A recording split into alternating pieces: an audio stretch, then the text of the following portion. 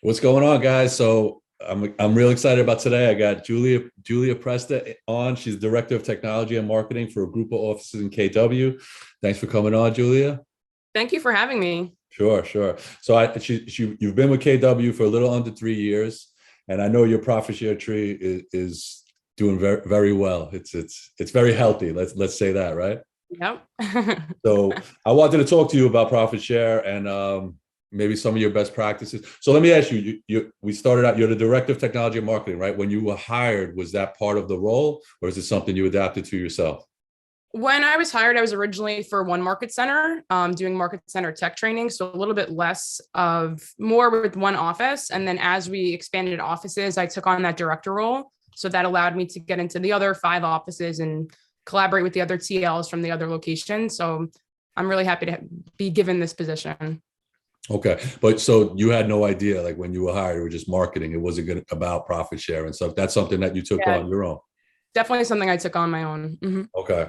And obviously I know what's appealing about it, but for you, like what was it? What made you decide like I'm gonna put extra focus on this and I'm really gonna go after this? Yeah, so I originally started learning about profit share in my one location that I started in when one of my TLs was transitioning out of the role. So we had about a 6 month time period where our TL was getting out of the role and we knew someone was going to be coming in. So that's when I started taking on Indeed advertisements and just trying to pick up some R1 recruits to help my market center keep going with the recruiting and having agents come in. So through that process, I really realized okay, a lot of people are looking to get into this industry, especially near my area, as well as it's not as hard as I thought to talk to other people about getting into the industry. I was so intimidated at first, but then I realized it's really just having conversations. Somebody is looking for more information about Keller Williams, and I can provide value because I'm in the company and can tell them the next steps.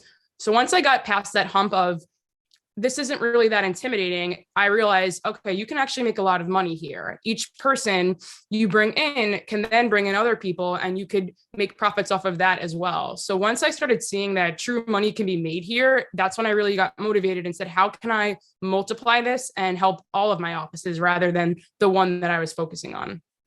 That's awesome. So I did a class the other day on profit share. I know you jumped on. I appreciate it, and you definitely inspired some of our agents. And I talk about it. You're To me, the agents are in an easier position than us, right? Because when I was an I agent, agree. I was recruiting at a high level. I agree. I feel like for me, I just wait for the leads to come online. I do reach out to people on social media, but I always tell my agents in my market center, you have the advantage. You are talking to so many other agents and other brokerages. You're out on the field seeing these people. So just try and think how can you slip it into conversation or just make it come naturally. Just get in the habit of keeping it in the back of your head and talking about it. So I agree with you. I do feel that agents have the advantage because they're on the field seeing all of the agents, knowing who could use better training, knowing who doesn't like the culture at their office, and they can just provide value to them and let them know a little bit more about KW. Yes, exactly. So to add 68 people, right, in a year, that's a lot of people, right? I saw some of the top. You were up there with the top. Ryan, my guy Ryan, who sends me a lot of people, Ryan Retzel, he had like 99. I told him you should have told me. I would have got you one more. He stopped. He had 99. I had Brent Mitchell, of course, all these guys, right?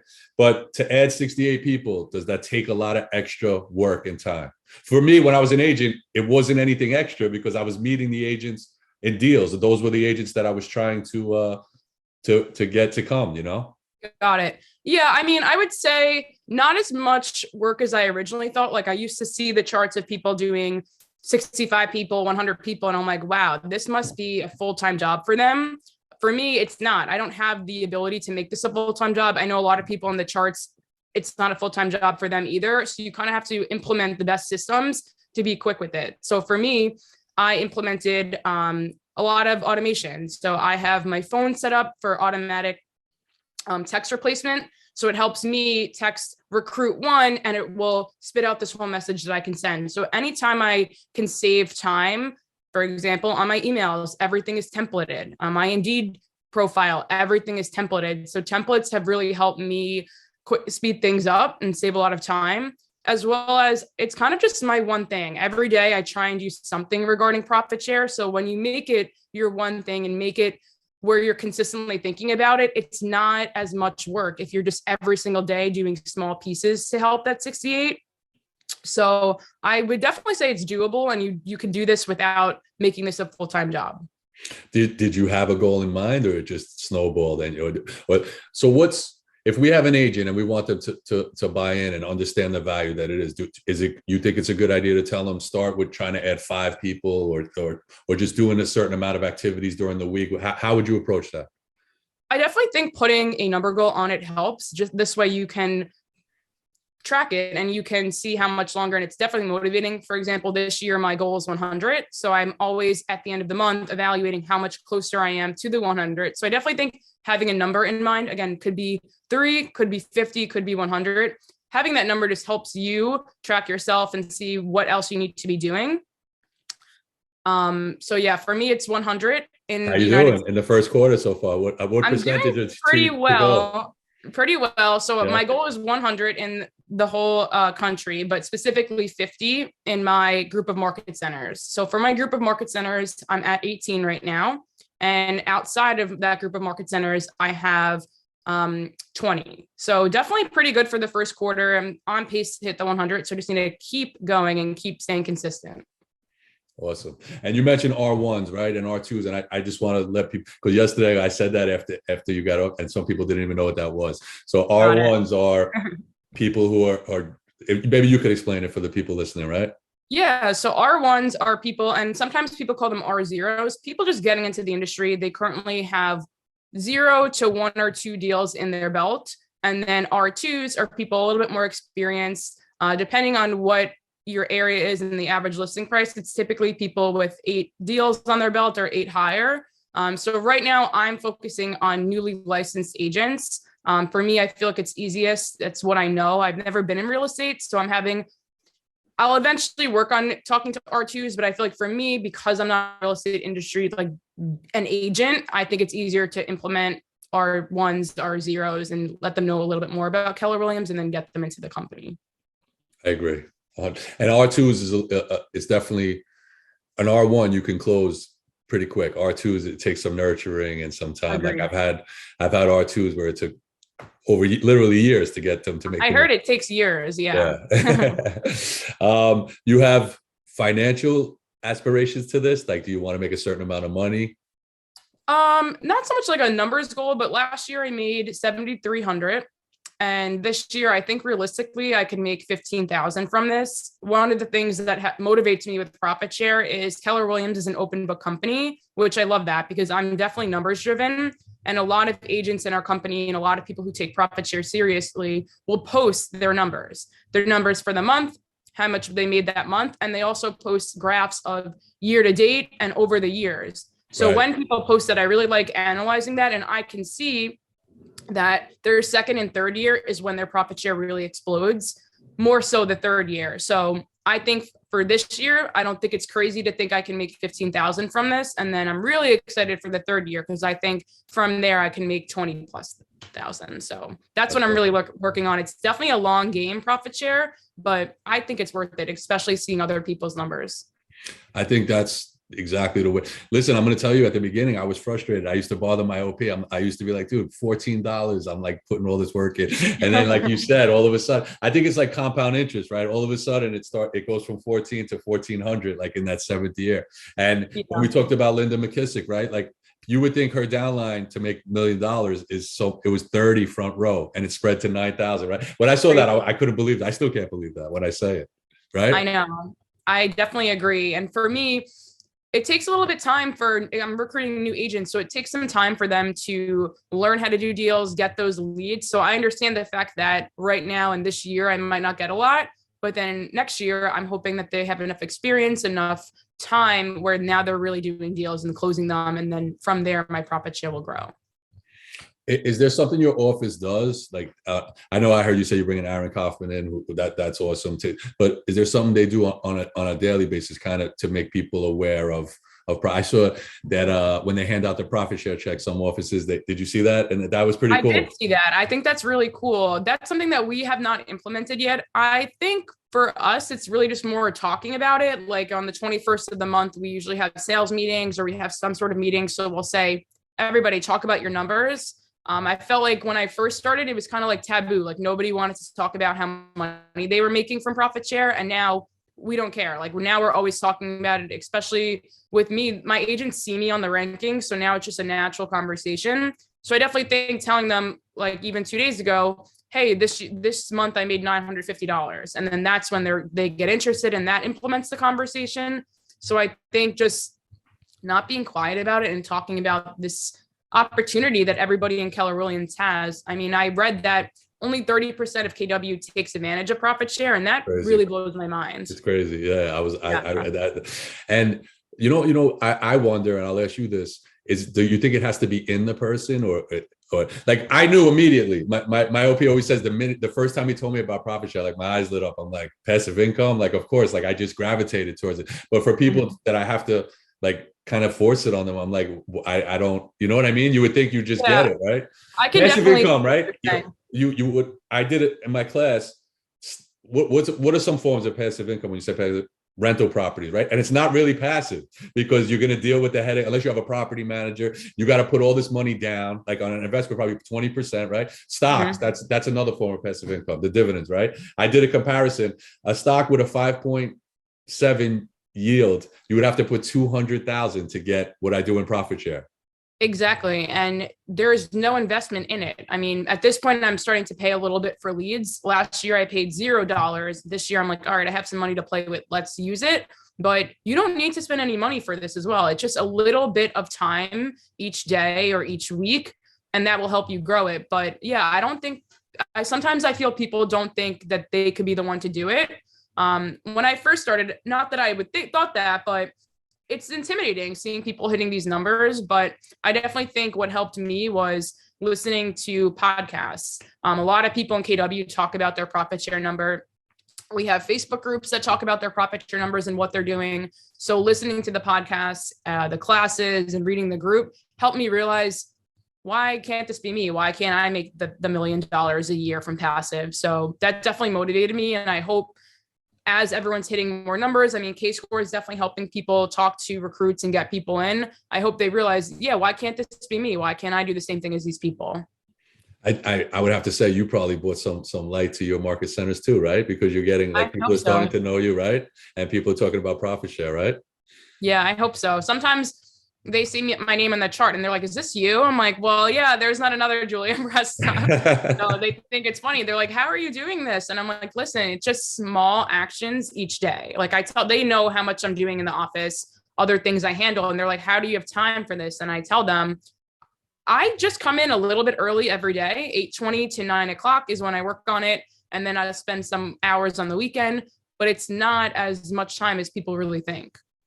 And again, you're getting the appointment for your TL. Is that correct? You're not closing the people, just so people understand the difference, right? Yeah, that's definitely what helped me. Yeah, that's definitely what helped me as well, and helped me hit the numbers, because some people think, how did you bring 68 people in? How many appointments are you doing? And I don't really take recruiting appointments. I mean, people call my cell phone, and I'll speak to them for 10 minutes and make sure they're a real person, make sure I can send them to another market center, and I make sure they're licensed. So I do talk to them, but I don't sit on a 1 hour recruiting appointment and talk to them about the Keller Williams and the offices, especially since each one runs a little bit differently.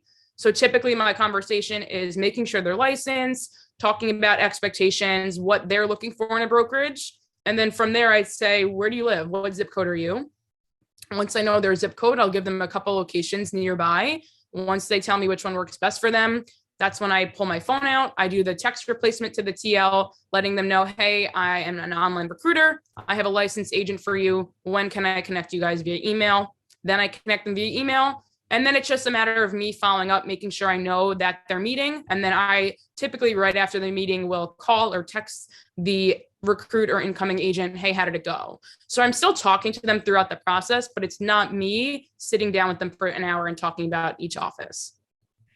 So how about setting expectations? Because I know some people, they think when you're sponsoring someone, it's like you become their mentor for life. And I kind of try to explain to people that that's not what it is. You know what I mean? Do you kind of set the expectations with them? And of course, there's going to be some that are going to have, right, call you like more than others, right? Well, sometimes I'll tell them, like, I don't mind when they call me afterwards, because now it's like, all right, you're in my downline. I do want to see you succeed. So for me, I can really help with anything social media and marketing related. So typically, right after they tell me, hey, I chose you as the sponsor, I'll say, okay, if you have any questions about social media and marketing, that's where I can help you. Feel free to text or call me, or you can email me. But anything other than that, you're going to meet your leadership support staff this week as you onboard. So I'll let them know that. Sometimes I've had agents reach out to me for specific things, and I'll actually link them on an email to their leadership support staff. Like I'll say, hey, I don't know, Kira, I know you're the DAS of this office.